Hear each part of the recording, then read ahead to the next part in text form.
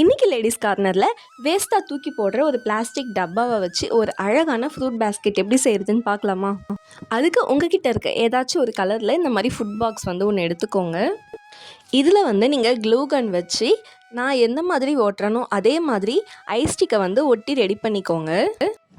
இதுக்கு யூஸ் பண்ணுற குச்சி நல்லா நேராக இருக்க குச்சியாக பார்த்துக்கோங்க. லைட்டாக பெண்டானா கூட உங்களுக்கு அது கரெக்டாக ஒரு குச்சி மேலே இன்னொரு குச்சி ஒட்டும்போது உங்களுக்கு சிரமமாக இருக்கும். இந்த பாக்ஸோட அகலம் அதிகமாக இருக்க பக்கத்தில் 5 குச்சி இந்த மாதிரி ஸ்லாண்டிங்காக ஒட்டிக்கலாம். இதுக்கப்புறம் இன்னும் சில ஐஸ் குச்சிகளை எடுத்து இந்த மாதிரி கிறிஸ்கிராஸாக நம்ம ஒட்டிக்கிட்டு வரணும். அடியில் ஒட்டுறதுக்கு பக்கத்து குச்சி இல்லாமல் பக்கத்து குச்சியில் இந்த மாதிரி நீளமாக ஒட்டணும். இதில் சில கன்ஃபியூஷன் வந்துடும். நம்ம கீழே ஒட்டிட்டு அதோட பக்கத்து குச்சியோட டாப்லேயும் சில டைம் ஒட்டுற மாதிரி வந்துடும். இந்த மாதிரி ஒட்டும்போது தான் இந்த பேஸ்கெட்டோட லுக்கே இன்னும் ரொம்ப அழகாக இருக்கும்.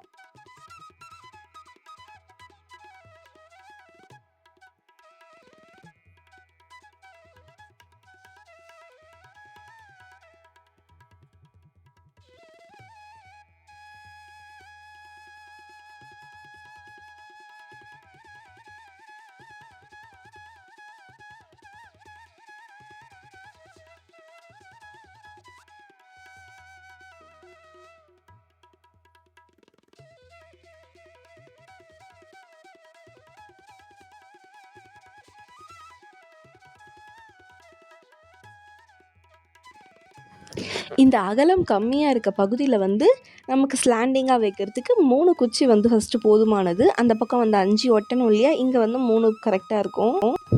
இப்போ 4 பக்கமுமே இப்படி ஒட்டி முடிச்சதுக்கப்புறமா 4 பக்கத்துலேயுமே சில குச்சிகள் நீட்டாக வெளியே இருக்கும். அதை கரெக்டாக ஷேப்பாக இந்த மாதிரி கட் பண்ணி எடுத்துட்டோம் அப்படின்னா அழகான பேஸ்கெட் ரெடி ஆகிடும். இந்த 4 பக்கத்துலேயுமே பார்த்திங்கன்னா டாப் அண்ட் பாட்டம் இந்த மாதிரி ஐஸ் குச்சிகளை நம்ம ஒட்டிக்கலாம்.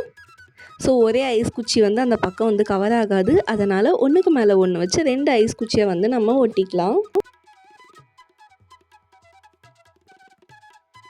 மேல் பக்கம் 2 ஐஸ் குச்சி ஃபுல்லாக தேவைப்படும்.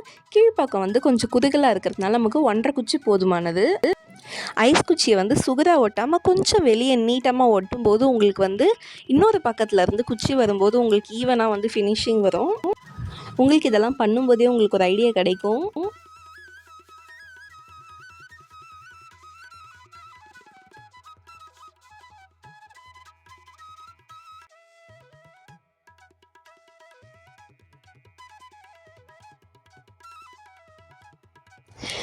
இந்த பேஸ்கெட் மேலே நான் ரேப்பர்ஸ்லாம் போட்டு டெக்கரேட் பண்ண போகிறேன். ஸோ அதெல்லாம் வேண்டாம், சிம்பிளாக பேஸ்கெட்டோடு நீங்கள் விட்டுறீங்க அப்படின்னா இதுக்கு நீங்கள் ஒரு டெக்கரேஷனுக்காக இந்த இன்ட்டு மாதிரி வருது இல்லையா, அந்த சென்டரில் நீங்கள் ஒரு ஸ்டோன்ஸ் ஏதாவது ஒட்டிக்கலாம், சம்கீஸ் இல்லைனா பெயிண்ட் பண்ணி அந்த மாதிரி நீங்கள் க்ரியேட்டிவாக அந்த பேஸ்கெட்டை மாற்றலாம். இந்த பேஸ்கெட்டோட மேல் பக்கம் ஓட்டுற ஐஸ் குச்சி மட்டும் நமக்கு அன்ஈவனாக இருக்கும். ஸோ 4மே ஜாயிண்ட் ஆகிற மாதிரி நம்ம அதுக்கேற்ற மாதிரி அட்ஜஸ்ட் பண்ணி ஒட்டிக்கணும்.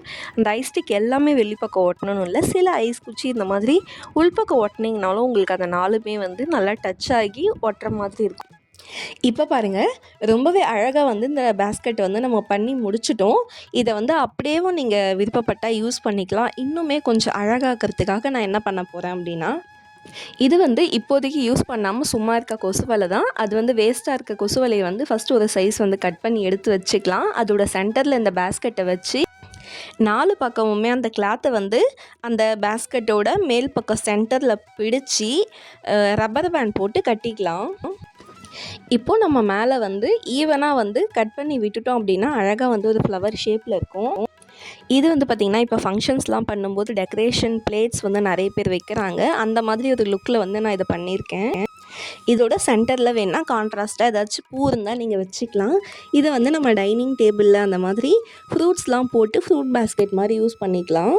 நம்ம நெட் கிளாத் வேப் பண்ணியிருக்கிறதுனால கொசு எதுவுமே போகாது. ப்ளஸ் நல்ல ஹோல்ஸ் இருக்கிறதுனால ஃப்ரெஷ்ஷாகவும் இருக்கும்.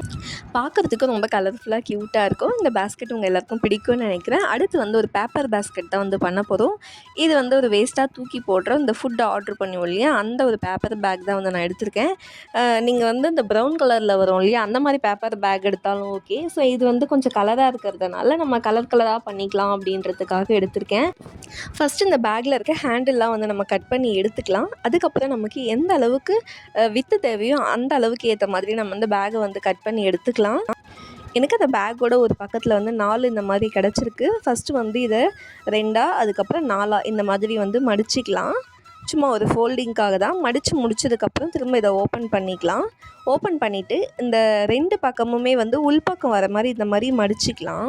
அப்புறம் நார்மலாக பேப்பருக்கு ஒட்டுற மாதிரி க்ளூவே வந்து எடுத்துட்டு அது ஃபுல்லாக வந்து அப்ளை பண்ணிவிட்டு அப்படியே மடித்தோம் அப்படின்னா உங்களுக்கு வந்து எட்ஜஸில் வந்து மடிச்சிருக்கிறதே தெரியாது. நல்ல ஃபினிஷிங் நல்லாயிருக்கும்.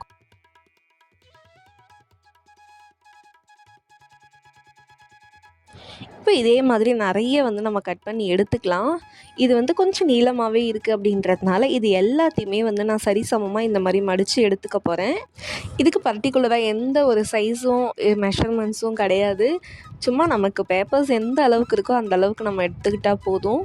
இப்போ வந்து ஒயிட் கலரில் இருக்கு இல்லையா, அந்த பக்கத்தை வந்து நம்ம தனியாக கட் பண்ணி எடுத்துக்கிறோம். இது வந்து அந்த பேக்கோட பாட்டம் சைடில் இருந்து தான் நான் கட் பண்ணுறேன். ஏன்னா அந்த பேக்கோட 2 பக்கமுமே நான் வந்து நமக்கு இதுக்கே சரியாக போயிடும். பாட்டம் யூஸ் பண்ண மாட்டோம். அதனால் அதிலேருந்து அந்த ஒயிட் போர்ஷன் எடுத்துக்கலாம். இப்போ நம்ம ரெடி பண்ணி எடுத்து வச்சுருக்க ஸ்ட்ரைப்ஸ் எல்லாம் வந்து ஒரு உருளையான ஒரு ஏதாச்சும் ஒரு பாக்ஸ் எடுத்து இந்த மாதிரி உருட்டி ஓரத்தில் வந்து இந்த மாதிரி ஒட்டி ரெடி பண்ணிக்கலாம். உருளை இல்லை அப்படின்னா ஸ்கொயர் கிடச்சா இன்னுமே பெஸ்ட்டாக இருக்கும். ஏன்னா நம்ம என்ன தான் இப்போ ரவுண்டாக பண்ணாலும் இது பண்ணி முடிக்கும்போது நமக்கு ஒரு ஸ்கொயராக இருக்கும். ஸோ நீங்கள் ஸ்டார்டிங்லேயே ஸ்கொயராக பண்ணிங்க அப்படின்னா உங்களுக்கு அந்த ஃபினிஷிங் இன்னுமே ரொம்ப நல்லாயிருக்கும். இப்போ வந்து அந்த 2த்தையும் வந்து இந்த மாதிரி அந்த ஒயிட் பேப்பர் வச்சு சென்டரில் வந்து ஒட்டிக்கலாம். அதே மாதிரி கையில் வந்து ஒரு ஸ்கொயர் ஷேப் வர மாதிரி நம்ம ப்ரெஸ் பண்ணி விட்டுக்கணும். இதே மாதிரி இன்னும் 2 வந்து நான் ரெடி பண்ணியிருக்கேன். ஸோ அந்த 2த்தையும் இதையும் அப்படியே ஜாயின் பண்ணிக்கலாம். ஸோ நீங்கள் வந்து டோட்டலாக வந்து எவ்வளோ வந்து உருட்டி எடுத்து வச்சுருக்கீங்க அப்படின்றத நீங்கள் மெஷர் பண்ணிவிட்டு அதுக்கேற்ற மாதிரி எத்தனை ரிங் சைஸ் வேணுமோ உங்களுக்கு நீங்கள் ரெடி பண்ணி இந்த மாதிரி ஒட்டிக்கலாம். இப்போ ஃபுல்லாக வந்து இந்த மாதிரி நான் ரவுண்டாக வந்து ஒட்டி அதை கம்ப்ளீட் பண்ணிட்டேன். இந்த மாதிரி மொத்தம் நான் 4 ரிங்கு வந்து ஒட்ட போகிறேன். அதாவது இந்த 2 பேக்கில் வந்து 4 ரிங் வந்தது.